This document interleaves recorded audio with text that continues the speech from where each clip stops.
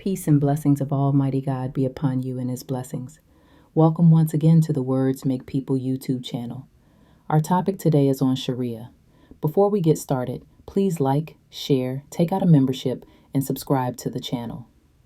Question: do you encourage your community to practice the Sunni of Prophet Muhammad in harmony with the interpretation of such Sunni scholars as Al-Ghazali, Imam Rabbani, etc.? Danbury, Connecticut. Imam Warith Deen Mohammed.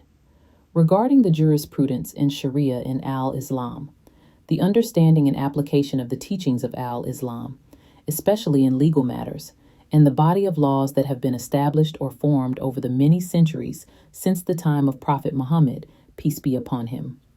I would say only that I advise Muslims in this part of the world, especially the Muslims of this community, to follow the leadership of this community and have faith that this leadership will bring this community to the highest possible point of development as an Islamic community.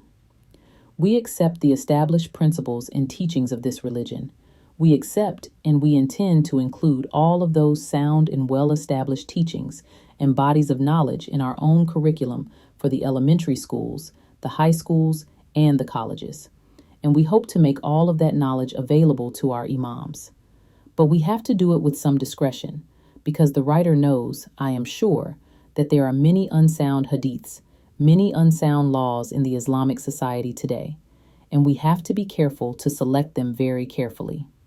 Who knows, perhaps this community in the very near future will be blessed with learned scholars from our community who will be able to study history, study the history of the law, study persons like Al-Ghazali and Rabbani and many others, and give even deeper insight than we have so far. We don't believe that the past scholars in this religion are super beings, and there will be no match for them in the future. We believe that if we study the Qur'an very diligently, study the life of Prophet Muhammad, hadith, and the body of information that traditionally has been passed down as Sharia or whatever, with our modern mind, our modern interest, and the sincerity that is in us at this time, it is possible that we will improve upon it. That is what history is. History is improving upon what is discovered, upon what is given. God has given us some things and we make certain discoveries or certain disclosures. God also has blessed us with vision to even make improvements. Perhaps there is something that the old scholars overlooked when they were interpreting and applying the teachings of Qur'an and the teachings of Prophet Muhammad, which are the same in my opinion. The teachings of the Qur'an and Hadith differ only in that one is the language of the Prophet, the other is revealed language.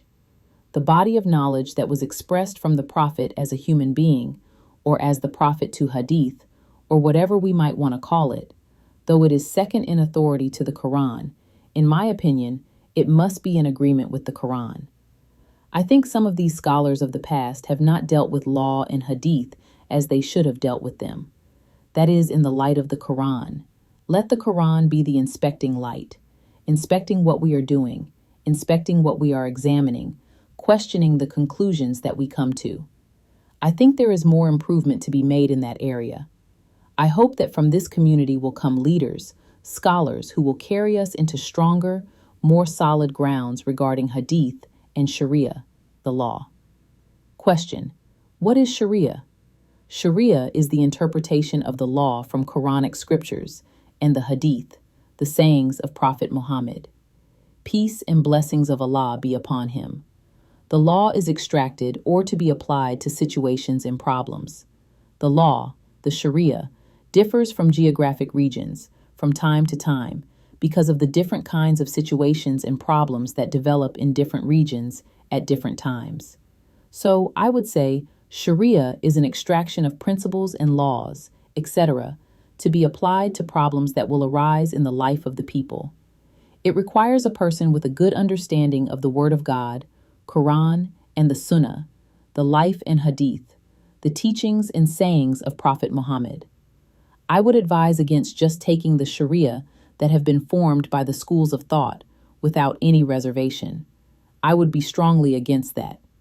I hope that in time, a school of thought in Sharia will develop here, in the West, in America. Among the issues in religion is the issue of apostasy. One after accepting faith renounces the faith that he accepted, and becomes an apostate, they call it. This is one of the issues. There are many issues in the religion that we should be discussing simply because Muslims themselves differ. They don't all take the same position. I have met scholars in the religion who felt that one who renounces his religion is not to be killed. And I've met scholars who feel that one who does that is to be killed. And they quote Sharia, they quote Hadith to support themselves, to support their position.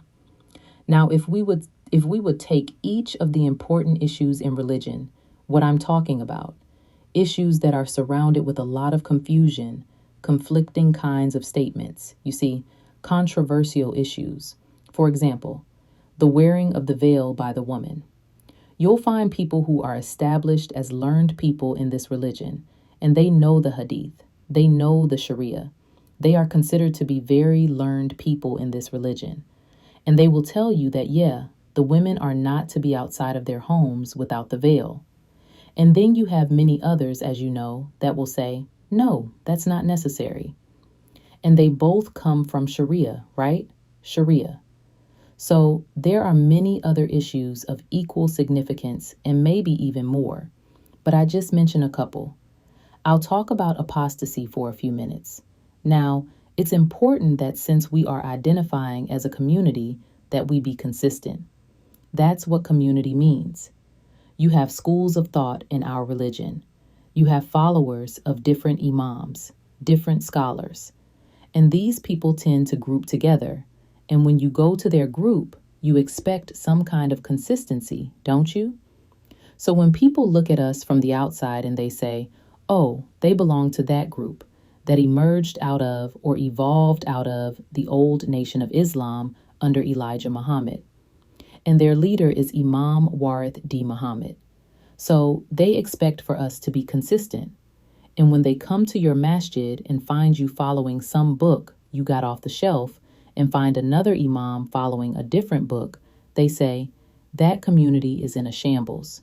Say, they don't have no organization. They don't have any leadership. So this is a bad reflection on us, isn't it? We should be consistent. Now, what does that require? It requires that we follow our leader and that we don't use material unless we know our leader approves it. That's right. You know, I'm not forcing you to do this, but I'm saying what is required if we expect to have dignity as a community. If you want respect and dignity as a community, then all the imams that identify with this community, and I have to accept that some of you may have an opinion of me that doesn't allow you to respect me. That might be the case. You know, a lot of you, I don't know you. You don't know me, really. But somebody have already introduced me to you, and I don't know how they introduced me to you. So you might have a low opinion of me, you see. But if you identify with this community, then you should understand that for the good of this community, whether you think I'm beneath you by 2 feet or small under your feet, you see, you should say, that runt is our leader, and we have to maintain some kind of consistent image. You see? So let us work for that. Sharia is the interpretation of the law from Quranic scriptures. Sharia is the interpretation of the law from Quranic scriptures, of scripture from Quranic text and the Hadith, the sayings of Prophet Muhammad. The law is extracted or to be applied to situations and problems. The law, the Sharia differs from geographic regions from time to time because of the different kinds of situations and problems that come about or develop in different regions at different times. So, I would say Sharia is an extraction of principles and laws, etc., to be applied to problems that will arise in the life of the people. And it requires a person with a good understanding of the Word of God, Qur'an, and the Sunnah, the life and Hadith, the teachings and sayings of Prophet Muhammad. Persons with knowledge, with thorough knowledge of Quranic teachings or very good knowledge, sound, based in Qur'an and in the teachings of the works of Prophet Muhammad, to extract from that the instructions and laws to be applied in given situations at given times.